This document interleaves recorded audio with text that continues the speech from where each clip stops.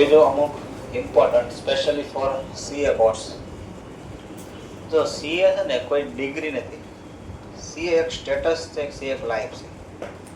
અને સીએનો દરેક વિદ્યાર્થીના મનમાં એટલો કોન્સેપ્ટ ક્લિયર હોવો જોઈએ કે આપણે સીએ લીધું છે, ગમે એટલી મહેનત કરવી પડે ને ગમે એટલો ટાઈમ લાગે, સીએ બનવાનું 100% નક્કી છે. ઢીલા પોચા માણસનું કામ નથી સીએ કરવું. એટલે અને હવે જે એક્ઝામની સ્થિતિ બદલાણી છે, પહેલા 6 મહિને એક્ઝામ હતી, હવે 4 મહિને એક્ઝામ આવે. અત્યાર સુધી ભારતના જેટલા પણ કોર્સ ભણાવવામાં આવ્યા છે કે ભણાવવામાં આવે છે, આ બધાની એક માનસિકતા છે, ઇન્ક્લુડિંગ 12th ની. એક્ઝામ પૂરી એટલે ધોરણ પૂરું, રિલેક્સ. રિઝલ્ટ સુધી આપણે એકદમ સુષુપ્ત અવસ્થામાં રહેવાનું. ડેટ કયો છે ને, ઉનાળામાં સુષુપ્ત અવસ્થામાં જાય. વરસાદ પડે એટલે બહાર આવે પાછો. વરસાદ પડે ને એટલે મોટા મોટા ડેટ ક્યાં એક જ દિવસમાં આપણે આપણી સુષુપ્ત અવસ્થામાં હોય, એકદમ સમાધિ અવસ્થા હોય. સ્ટુડન્ટ આવું હોય, એક્ઝામથી રિઝલ્ટ અવસ્થા આવી હોય. પણ સીએ આમાંથી અપવાદરૂપ કોર્સ છે.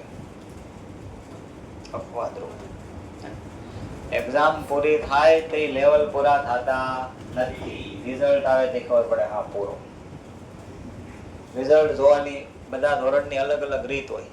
12માનું રિઝલ્ટમાં જોવે કેટલા ટકા આવ્યા, પેલો ધ્યાન ન્યા કરવાનું હોય, પછી નામ જોવાનું હોય.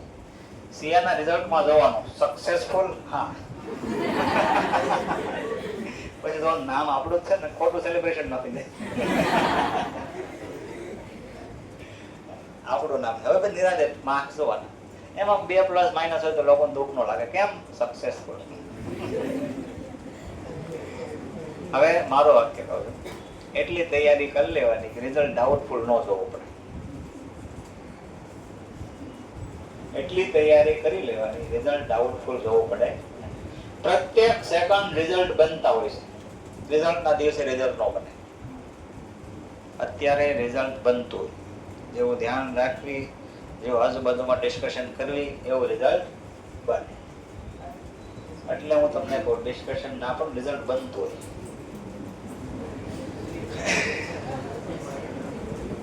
ઓકે, હવે આપણે ફરીથી એક વખત ગઈકાલ સુધી જેટલું શીખવાડ્યું એમાં કોઈને ક્વેરી?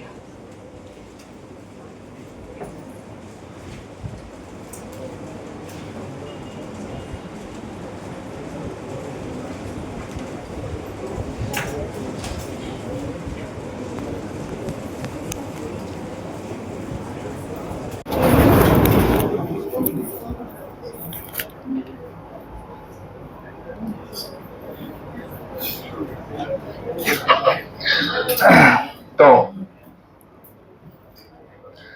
એક ટ્રાન્ઝેક્શન એવું લેશું, એકદમ અઘરું હોય, ત્યાંથી સ્ટાર્ટ કરીશું. બંને ડિસ્કાઉન્ટ હોય અને પાર્શિયલી પેમેન્ટ થાય. બેંક નહીં લાવી, હજી કેશથી પેમેન્ટ કરશું. બંને ડિસ્કાઉન્ટ હશે અને પાર્શિયલી પેમેન્ટ થશે. ધ્યાનથી જોઉં, આ ટ્રાન્ઝેક્શન ને પછી હું ડાયરેક્ટ લખવાનું થાય એવી રીતે પણ શીખવાડીશ. સીધી આમ નોંધ, એ પણ બહુ સરળતાથી આવડી જશે.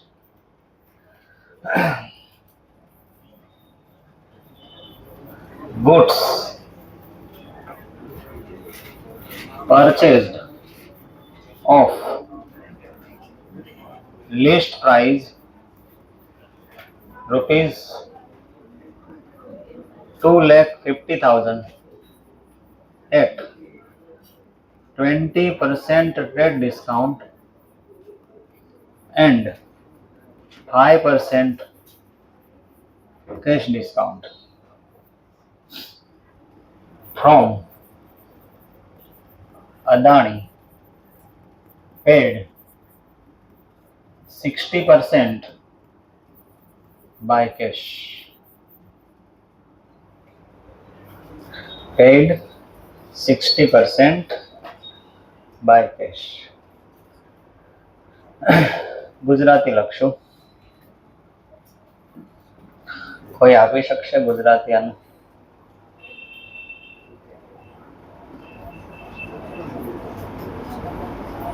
શું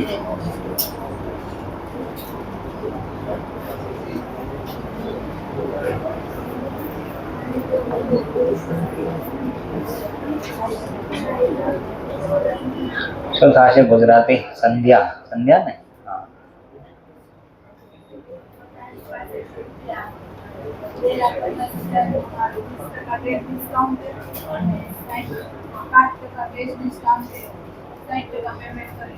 રાઈટ.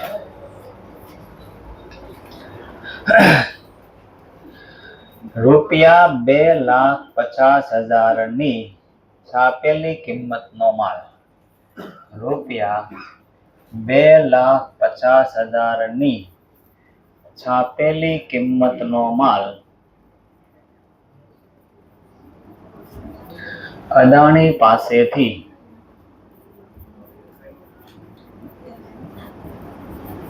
20% વેપારી વટાવે અને 5% રોકડ વટાવે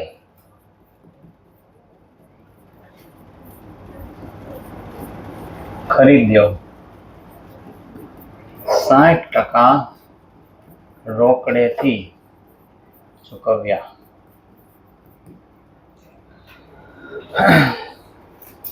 આમાં આખો ટ્રાન્ઝેક્શન કમ્પ્લીટ થાય ત્યાં સુધી બરાબર ધ્યાનથી જોવું. કેટલી સ્થિરતા રાખી શકો છો?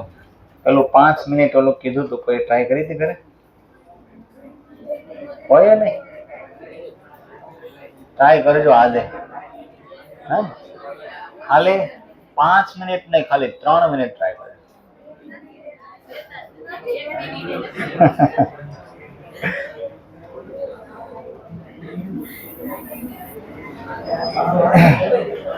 ઓકે, અહીંયા બીજું ધ્યાન આપો.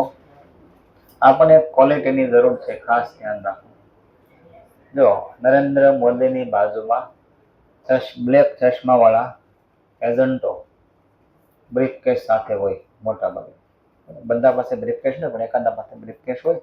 બાકી બધા એ બ્રીફકેસ હોય ને, એ ગમે ત્યારે અણુ હુમલો કરવો હોય ને તો એમાં થઈ શકે. એ બ્રીફકેસ એટલી પાવરફુલ હોય. અને કોઈ એજન્ટ ન કરે કે વડાપ્રધાન જ કરે. પણ ખાસ મહત્વનો શબ્દ એ છે, જે એજન્ટ હોય ને એકદમ ફૂલ અવેર હોય. અવેર એટલે જાગૃત હોય, એકદમ જાગૃત હોય. આપણા ધર્મમાં કૃષ્ણ ભગવાનનું મહત્વ એટલા માટે છે કે અવેરનેસની સ્થિતિમાં જેટલા બી હોય ને, ભગવાન બુદ્ધ પણ અવેરનેસની સ્થિતિમાં જાગૃત હોય. આપણે ખાલી એનો એક થોડોક એવો ભાગ અહીંયા જોઈ, જર્નલ સ્ટાર્ટ થાય ત્યાંથી પૂરી થાય ને ત્યાં સુધી આપણે ભટકવાનું છે. અવેર રહેવા, પ્રેક્ટિસ કરવાની, ધીરે ધીરે સુધારો આવશે. કોઈને ભટકવું હોતું નથી, ભટકી જાય. એક પ્રકારની આ બીમારી કહેવાય. બધા જ ભટકી જાય, થોડાક કે વધારે. અમે બાકાત નથી અને તમે બાકાત નથી. હા, ભટકવાની માત્રા જુદી જુદી હોય, ભટકી જાય. પણ પ્રયત્ન કરવાથી સ્થિરતા લાવી શકાય. તો ખાલી ટ્રાય કરજો. જ્યાં અકાઉન્ટ લખીએ છીએ એને કહેશું બિઝનેસ. આપણે અકાઉન્ટ લખીએ છીએ અહીંયા, અને એક વ્યક્તિ પાસેથી ખરીદી કરી જેનું નામ છે અદાણી. થોડોક ભાગ ઉધાર હોવાથી આપણે એને એક શબ્દ પણ આપશું, ક્રેડિટર. હવે સ્ટેપ વાઇઝ આમાં ખાલી શીખવાનું કે જો આપણે ગુડ્સ ખરીદવી તો ધંધામાં ગુડ્સ આવે. વેપારી વટાવ હોવાથી આપણે થોડુંક અહીંયા ડિટેલ લખશું. લિસ્ટ પ્રાઇસ કેટલી છે? 2,50,000. એમાંથી ટ્રેડ ડિસ્કાઉન્ટ બાદ થશે 2 લાખની ખરીદી થઈ. એટલો ભાગ તો આપણે જૂનો શીખ્યા. હવે આના 2 ટુકડા પડશે. ધ્યાનથી સમજજો બરાબર. નથી સમજાતું, એકચ્યુઅલી એવું નથી, આપણું મગજ પાવરફુલ જ છે. નથી સમજાતું, ત્યાં ભટકી ગયા હોય ને એટલી વારમાં સમજાતું નથી. 2 લાખની ખરીદી કરી, ખરીદીના પેટા 2 ભાગ પડશે. એક ભાગને કહેશું ક્રેડિટ, એક ભાગને કહેશું કેશ. કેશ ખરીદી કેટલી? 60%. ક્રેડિટ ખરીદી કેટલી? 40%. 2 લાખના 40% 80,000 અને 60% 1,20,000 ના 5% કેશ ડિસ્કાઉન્ટ 6,000. તો 1,14,000 કેશ પે કર્યા હોય. આ ટ્રાન્ઝેક્શન ને આપણે સમજ્યા વિસ્તારથી કે 2,50,000 ની લિસ્ટ પ્રાઇસ હતી, એમાંથી 50,000 રૂપિયા વેપારી વટાવ મળ્યો, તો ખરીદીની નોંધ થશે રૂપિયા 2 લાખથી. ધંધામાંથી કેશ જાશે 1,14,000. જેટલો રોકડ વટાવ હોય એટલી સેવા આપી કહેવાય, ડિસ્કાઉન્ટ આવક થશે 6,000. આ ટ્રાન્ઝેક્શન ને જુદી જુદી 3 રીતે લખી શકાય. એમાંથી એક રીતે મેં લખ્યું, સૌથી અઘરું છે મેં લખ્યું છે. 3 કઈ રીતે લખી શકાય? આ ટ્રાન્ઝેક્શનના 2 ટુકડા પાડી દેવામાં આવે. 80,000 ની ખરીદી ઉધાર, એક ટુકડો એવો. 80,000 ની ખરીદી ઉધાર, purchase account debit to Adani account, એટલે 80,000 પૂર. 1,20,000 ની ખરીદી રોકડેથી ડિસ્કાઉન્ટ સાથે, તો ખરીદ ખાતે ઉધાર 1,20,000, રોકડ ખાતે જમા 1,14,000 અને વટાવ ખાતે જમા 6,000. એમ લખી શકાય. એક રીત આ થઈ.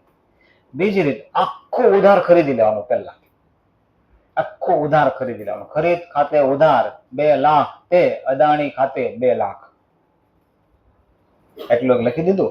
હવે પેમેન્ટ કર્યું હોય ને, 1/20 નો ભાગ આપણે સોલ્વ કરીશું. 1/14 કેશ આપીશી, 6,000 ની સર્વિસ આપીશી. તો અદાણી ખાતે ઉધાર 1,20,000 તે રોકડ ખાતે 1,14,000 અને વટાવ ખાતે જમા 6,000. બીજી રીત આવી બને. ત્રીજી રીત આવડી, જેમાં બધું ભેગું કર્યું. ભેગું ટ્રાન્ઝેક્શન શીખવું રિયલમાં અઘરું હોય, ટુકડા પાડીને શીખવું ઈઝી હોય, પણ આપણે અહીંયા ભેગું એટલે અવેરનેસ જોશે ખાસ. ફરીથી એક વખત, ધંધામાં ખરીદી કરવી એટલે ગુડ્સ આવે પહેલી વસ્તુ.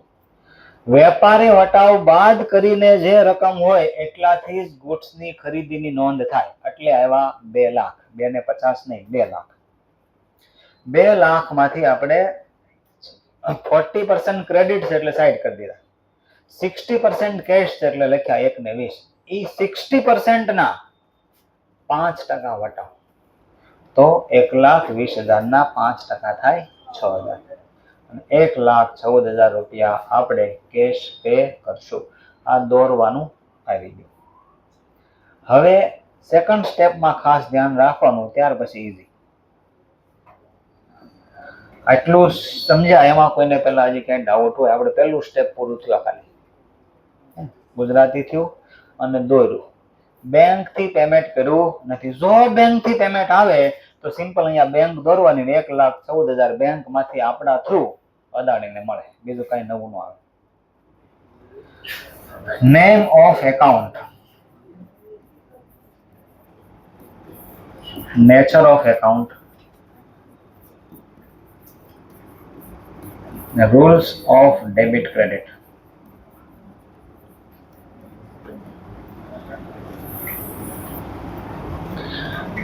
સૌથી પહેલું જય શું જોવું પડશે ખાતાના નામ માટે? પહેલું શું વિચારશું? તો આ 1 વે છે કે 2 વે છે? 3 દોર્યા હોય તો 1 વે છે. શા માટે 1 વે છે સમજો. ગુડ્સ કેટલા ના આવ્યા? સામાં 2 લાખ આપણે આપ્યા નથી, એટલે 1 વે. એટલે 1 વે. તો 1 વે હોવાથી વ્યક્તિનું ખાતું ખુલશે, અદાણી એકાઉન્ટ. અદાણી નો આપ્યું હોય તો ક્રેડિટર ખાતું ખોલવાનું થશે. ઓકે, તો અદાણી આપ્યું હતું તો અદાણી લખી દીધું. હવે ધંધામાં ગુડ્સ આવ્યા, ખરીદી કરવાથી આવ્યા, તો એક ખાતું ખુલશે, પરચેઝ એકાઉન્ટ. ધંધામાંથી કેશ ગયા, તો ધંધાનું એક ઓર ખાતું ખુલશે કેશ એકાઉન્ટ, અને ધંધાએ સર્વિસ આપી આવક થઈ ડિસ્કાઉન્ટ એકાઉન્ટ. બે કરતા વધારે ખાતા જે આમ નોંધમાં આવે, એક આમ નોંધ કેવી આમ નોંધ કહેવાય? ગોતવું નહીં. ગોતવાથી વાંચતા આવડે છે કે નહીં નક્કી થાય. કમ્પાઉન્ડ જર્નલ, બીજું નામ હતું એક કોમ્પોઝિટ. કોમ્પોઝિટ એટલે ભેગું કરવું પણ થાય, ભેગું કહેવાય. મ્યુઝિક હોય ને, ગાવા વાળા જુદા, વગાડવા વાળા બધા જુદા હોય, પછી કોમ્પોઝ થાય, ભેગું થાય બધું. તો અહીંયા બે કરતા વધારે ખાતા આવશે આ આમ નોંધમાં. આ 4 ખાતામાં કોઈને ક્યાંય ડાઉટ હોય, નથી ખબર પડે આ ખાતું કેમ આવ્યું, સ્ટેપ વાઇઝ જોવાનું. પેલા દોરતા આવડી ગયું, ત્યાર પછી ખાતાના નામ આવડી જાય. અહીંયાથી હવે થઈ જાય ઈઝી. જેમ કે અદાણી ખાતું કેવું ખાતું કહેવાય? પર્સનલ. Purchase nominal. કેશ ખાતું રિયલ એકાઉન્ટ અને nominal account.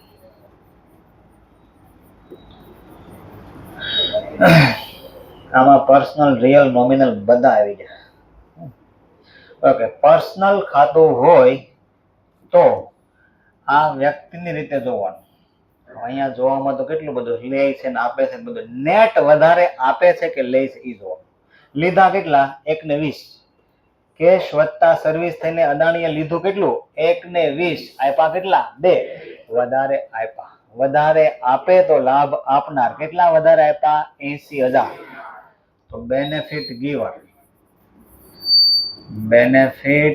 Giver account credit 80,000.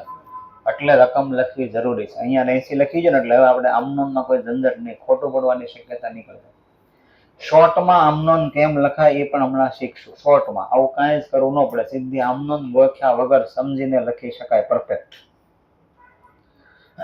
પણ આ બધી વસ્તુ રિક્વાયર્ડ છે. ક્યારેક કીધું એ ખાતાના નામ, ક્યારેક ખાતાના નેચર સમજાવવાના કીધા હોય, રૂલ્સ કીધા હોય. આ માસ્ટર આમનોન છે, આમાંથી કંઈ બી પૂછે ને કંઈ પણ આવડે છે. પરચેઝ ખાતું, પરચેઝ ખરીદી કરી, ખરીદી ખર્ચો કહેવાય. તો નિયમ શું લાગુ પડે? એક્સપેન્સ કે લોસ એકાઉન્ટ ડેબિટ. ખરીદીમાં લખવાના 2 લાખ.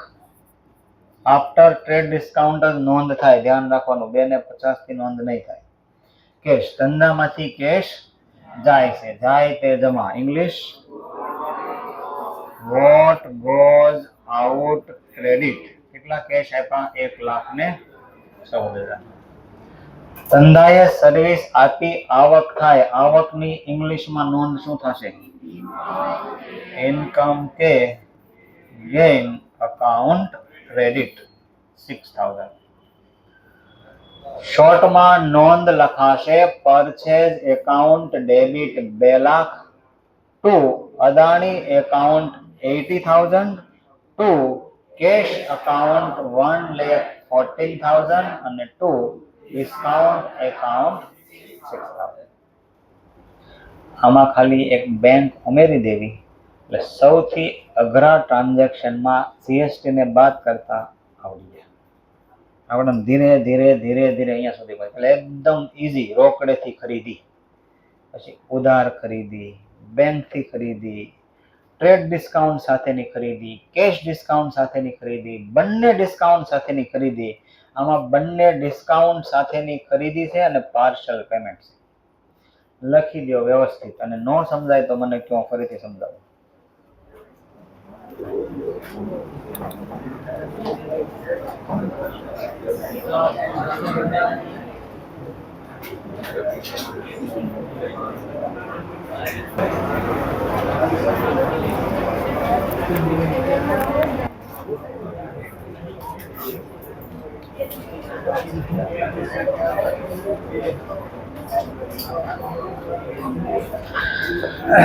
રકમ બદલી દઉં છું, અહીંયા જાતે લખવાનું છે. એની પહેલા ધ્યાન આપો.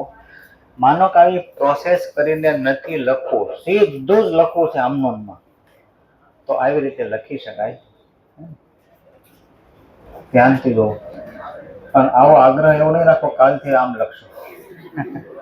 એક આવડી જાય ને પછી આપણે આમ જ લખવાનું છે કાયમ માટે. પણ અત્યારે આપણે આને બરાબર શીખવી છે. અત્યારે આપણે અઠવાડિયું 10 દિવસ વ્યવસ્થિત મહેનત કરી તો આ જીવન આપણો આ જર્નલનો પાયો હેલ્પ કરે. શોર્ટમાં શીખવું એટલી બધી પ્રોસેસ નથી કરી, નથી દોરવાનો ટાઈમ કે નથી ખાતાના નામ કે પ્રકાર ઓળખવાનો ટાઈમ. તો સિમ્પલ શરૂઆત જોવાની. શું છે? તો કે ખરીદી હંમેશા ખર્ચ કહેવાય, ખરીદ ખાતે ઉધાર થાય. ખરીદી જોઈને એટલું લખી શકાય, પરચેજ એકાઉન્ટ ડેબિટ. ધ્યાનથી પેલા જોવું ખાલી, પછી જોવાનું રકમ કેટલી, 2,50,000. પેલા પછી જોવાનું વેપારી વટાવ છે, જો એમ કે નહીં તો 2,50,000 ની પૂરી નોંધ. પણ જો હોય તો વેપારી વટાવ બાદ કરીને ખરીદીની નોંધ થાય. તો 2,50,000 માંથી 20% બાદ કરવાના. કેટલા આવે? 2 લાખ. ખરીદીની નોંધ થઈ ગઈ. હવે જોવાનું પેમેન્ટ પૂરું કર્યું કે અધૂરું. તો કે અધૂરું છે. કેટલા ટકા બાકી રાખ્યું પેમેન્ટ? તો એના 40% પેલો લાભ આપનાર બને. જેની પાસેથી ખરીદી કરી હોય ને એ લાભ આપનાર બને 40%. તો અહીંયા ટુ અદાણી એકાઉન્ટ, આના 40%, 80,000. હેલો, 80,000 કેમ આવ્યા? 70% પેમેન્ટ કર્યું હોત તો અહીંયા કેટલા આવત? 70% પેમેન્ટ કરી દીધું હોત તો 60,000. 80% પેમેન્ટ કરી દીધું હોત તો 90% પેમેન્ટ કરી દીધું હોત તો. હવે બાકી કેટલા વધ્યા? 1,20,000. પણ એ 1,20,000 પૂરા નથી આપવાના. એ 1,20,000 જયારે પે કરવા જાશો એના 5% પે કરવાના નથી. તો 1,20,000 માંથી 5% બાદ કરવાના. એટલા જ કેશ ધંધામાંથી જશે. 1,20,000 માંથી 5% બાદ કરવાના.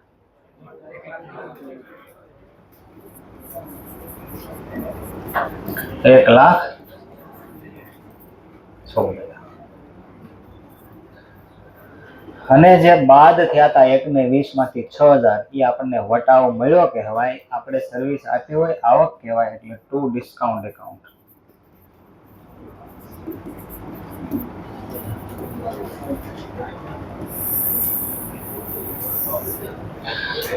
આ એની સીધી નોંધ થઈ. થોડીક પ્રેક્ટિસ કરવી એટલે આપણને આ ટાઈપની નોંધ સીધી આવવા મળશે. હવે એક ટ્રાન્ઝેક્શન અહીંયા લખું છું, બધા અહીંયા લખવાનું છે.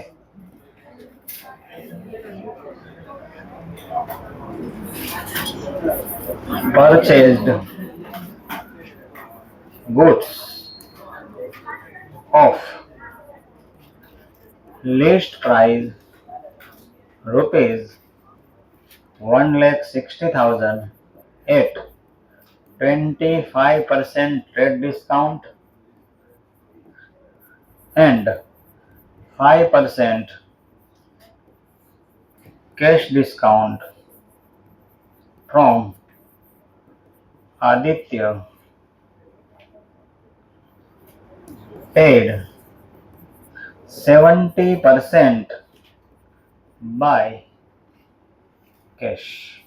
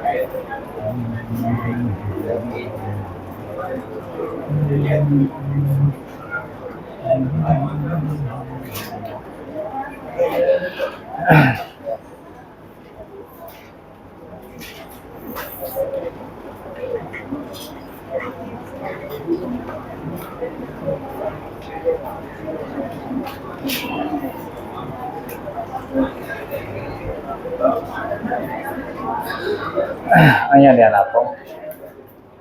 ધંધામાંથી ગુડ્સ જવાની ટોટલ 3 અલગ અલગ રીતે ગુડ્સ જઈ શકે. એક વસ્તુ જ્યારે સેલ કરીએ ત્યારે વેચાણથી ધંધામાંથી ગુડ્સ જશે. સેલ કરીએ ત્યારે. બીજા કઈ રીતે જશે? પરચેઝ રિટર્ન કરવી ત્યારે પણ ધંધામાંથી ગુડ્સ જશે. ધ્રુવ ત્રીજા કઈ રીતે જશે?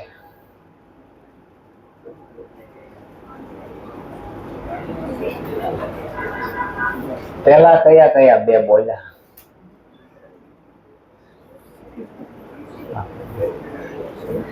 અહીંયા ધ્યાન આપો. કાકડિયા બાજુમાં કાલથી નહીં બેસતા, જરાક અલગ અલગ જગ્યા કરી નાખે. ઓકે, અહીંયા ધ્યાન આપો. આમનો ઈઝી છે પણ લોજિક સમજવું ડિફિકલ્ટ છે. અન્ય રીતે માલની જાવક થાય ત્યારે ખરીદ ખાતું ખુલે અને ખરીદ ખાતું અહીંયા જમા થશે. બાકી બધા કેસમાં ખરીદ ખાતું ઉધાર થાય. આ અપવાદરૂપ કેસ કહેવાશે જેમાં ખરીદ ખાતું જમા થશે. ઘર વપરાશ માટે અંગત રીતે માલના ઉપયોગ માટે જો માલિક ઘરે લઈ જાય ગુડ્સ તો ખરીદ ખાતું ખુલશે અને ખરીદ ખાતું જમા થશે. એમ્પ્લોયને આપણે ગુડ્સ આપ્યા તો પણ ખરીદ ખાતું ખુલશે અને જમા થશે. ફ્રી સેમ્પલ તરીકે જાહેરાત માટે ગુડ્સનો યુઝ કર્યો. જાહેરાત માટે ફ્રી સેમ્પલ, મફતમાં આપણે સેમ્પલ આપ્યા. આવા કેસમાં પણ ખરીદ ખાતું ખુલશે અને ખરીદ ખાતું જમા થશે. આગમાં બળી જાય ગુડ્સ તો પણ ખરીદ ખાતું ખુલશે, ખરીદ ખાતું જમા થશે. ક્વેશ્ચન એવો થાય, આગ લાગી, બળી ગયા ગુડ્સ, તો અહીંયા ખરીદી ક્યાંથી આવી? ખરીદી તો ઠીક છે, આવક કહેવાશે. આપણને આવક, એક તો ગુડ્સ બળી ગયા, પાછી આવક. અન્ય રીતે કોઈ બી રીતે, દિવાળીનો સમય હોય તો દુકાન હોય ને માંગવા માટે બહુ બધા આવે, તો માલિક ઘણીવાર કેશ નો આપે, જે કઈ વસ્તુ હોય થોડીક આપી દે, તો ધર્માદામાં આપ્યા કહેવાય. તો ધર્માદામાં આપે ત્યારે પણ ખરીદ ખાતું જ ખુલશે, ખરીદ ખાતું જમા થશે. અને દરેક સમયે ખરીદ ખાતું જમા થાય, નોમિનલ ખાતું જમા ઇન્ડિકેટ કરે આવક. આવક તો છે ને. આપણે સમજવાનું રહેશે કે ખરીદ ખાતું શા માટે ખુલે, લોજિક શું, અને જમા થવા પાછળનું લોજિક શું. ધ્યાનથી સમજવું. મોટા ભાગનાને બરાબર ધ્યાન આપશે તો અત્યારે જ સમજી જશે, નહીતર પછી આને સમજવા મેં આખું એક એક્ઝામ્પલ બનાવ્યું છે. લગભગ એક્ઝામ્પલ નંબર 9 આપણી બુક લાવો.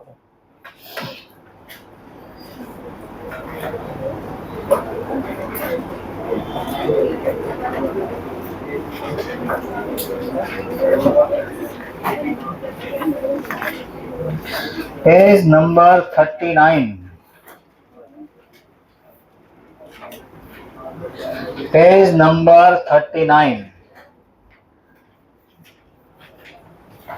પેજ નંબર 39 ઉપર જે એક્ઝામ્પલ છે એમાં જુદા જુદા 7 ટ્રાન્ઝેક્શન છે. એ 7 ટ્રાન્ઝેક્શનમાં ખરીદ ખાતું જમા થયેલું હશે. મતલબ અન્ય રીતે માલની જાવકના ટ્રાન્ઝેક્શન છે. તો એમાંથી એક અત્યારે આપણે ખાલી શીખવી છે. અન્ય રીતે માલની જાવકનું નાનું એક્ઝામ્પલ દઈશું. ધ્યાનથી જોવું, આનું લોજિક સમજવું બહુ અગત્યનું છે.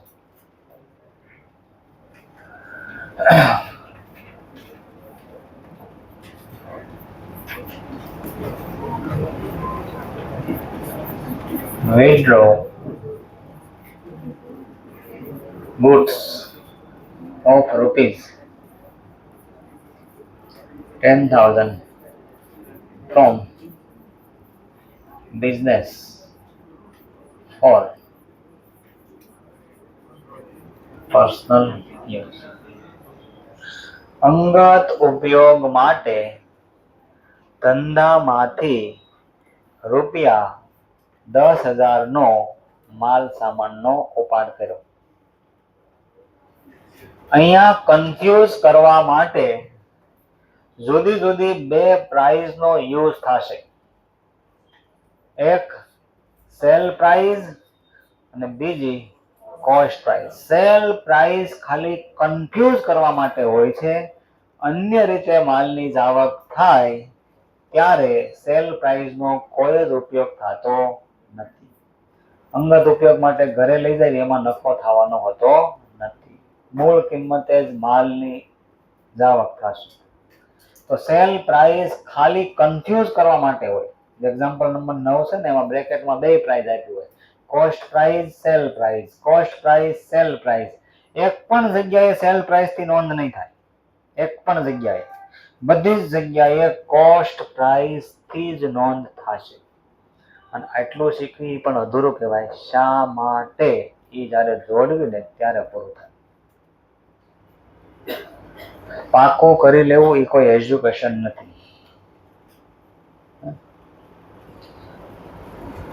જો વાડીએ ગયા હોય તો ધાણા અને રસકો, મેથી અને રસકો, ધાણા અને ગાજર એ બે સરખા આવે. મેથી જોઈ હોય કોઈ પાંદડા, અને રસકો જોયો હોય. રસકો તો અમુક નામ નહીં સાંભળ્યું. સાંભળ્યું? ગાય ને ભેંસ ને ખવડાવવા માટેનું એક સ્પેશિયલ પ્રકારનું ઘાસ આવે જેને રસકો કહેવાય. રસકાના પાન અને મેથીના પાન સરખા જેવા જ આવે. નવા નવા શીખ્યા ઓળખતા અને મેથી કહેવાય એ રસકાના પાનની પણ ભાજી બનાવી નાખે. એવી રીતે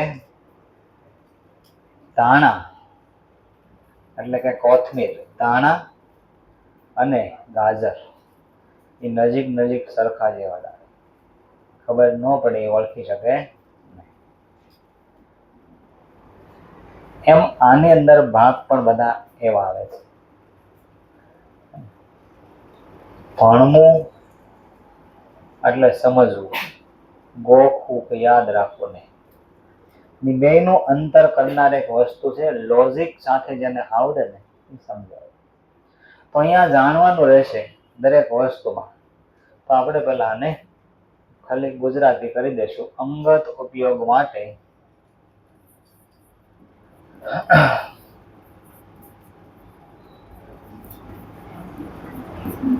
રૂપિયા 10,000 નો માલ સામાન ધંધામાંથી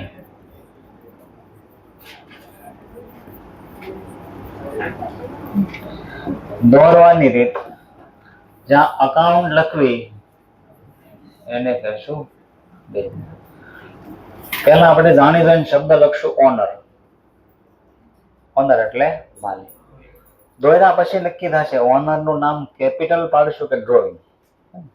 તો જો ધંધામાંથી ગુડ્સ લઈ જવામાં આવે તો ધંધામાંથી ગુડ્સ જશે.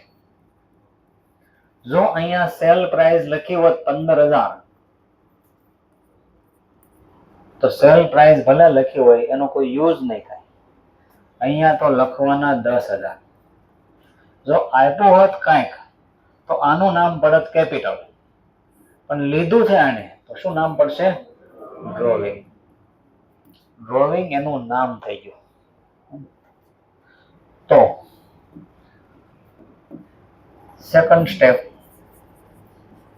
Name of account, nature of account, rules of debit credit. Transaction one way છે કે ટુ વે? One way. જો વન વે હોય તો વ્યક્તિગત ખાતું ખુલશે, તો ડ્રોવિંગ એકાઉન્ટ. ધંધામાંથી ગુડ્સ ગયા, જો વેચાણથી જાય તો સેલ ખાતું. ખરીદેલો માલ પરત કરવી અને ધંધામાંથી ગુડ્સ જાય તો ખરીદ પરત ખાતું. પણ આ બે સિવાય કોઈ બી રીતે ગયા હોય તો ખરીદ ખાતું ખોલવામાં આવશે. થોડુંક જાગતું રહેવું, નકર એમ થાય ખરીદી તો ક્યાં લખી નથી તો ખરીદ ખાતું આવ્યું ક્યાંથી. અહીંયા ફરીથી ખરીદી નથી થઈ, ખરીદી ઘટાડવા માટેની પ્રોસેસ છે. તો તરત ક્વેશ્ચન થવો જોઈએ, શા માટે ખરીદી ઘટાડવાની? જો ખરીદી ન ઘટાડવી તો આપણો રાઈટ પ્રોફિટ લોસ ખબર ન પડે, અને જો આપણો હોય પ્રોફિટ લોસ ખબર ન પડે, ખોટો પ્રોફિટ લોસ બહાર આવે, નિર્ણય ખોટા લેવાય જાય. શા માટે આવું થાય હમણાં અમને સમજશું.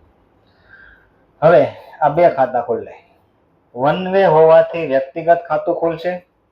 ધંધામાંથી ગુડ્સ ગયા, અન્ય રીતે ગયા, નથી વેચાણથી ગયા, નથી ખરીદ પરતથી ગયા, એના માટે પરચેસ ખાતું. ડ્રોવિંગ ખાતું કયું ખાતું કહેવાય? પર્સનલ, રિયલ કે નોમિનલ? પર્સનલ. પરચેસ ખાતું નોમિનલ.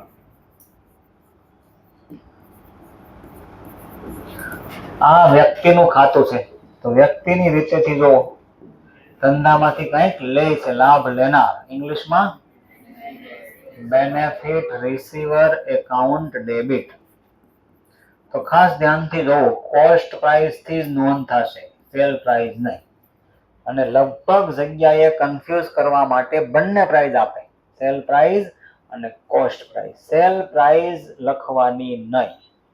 અન્ય રીતે માલની આવક કોઈ બી રીતે થઈ હોય, ધર્માદામાં માલ આપ્યો હોય, બળી ગયો હોય, ચોરી, બરાબર, કોઈ ચોરી ગયો, કાંઈ બી હોય, દરેક જગ્યાએ કોસ્ટ પ્રાઇસ થી જ નોંધ થાય, સેલ પ્રાઇસ થી નોંધ થાય નહીં. વેચાણ હોય ને તો જ તે સેલ પ્રાઇસ આવે. ઓકે, નોમિનલ લખ્યું. ખરીદી ખર્ચો કહેવાય, ધ્યાનથી જોજો, ખરીદીને ખર્ચો જ કહેવાય, પણ અહીંયા ખરીદી ઘટાડવી છે, ખર્ચ ઘટે અને ઇનડાયરેક્ટલી કહેવાય આવક. એટલે અહીંયા નિયમ લાગુ પડશે, ઇન્કમ કે ગેઇન અકાઉન્ટ ક્રેડિટ. આવક નથી, ધ્યાન આપજો, ખરીદી ઘટાડવાની.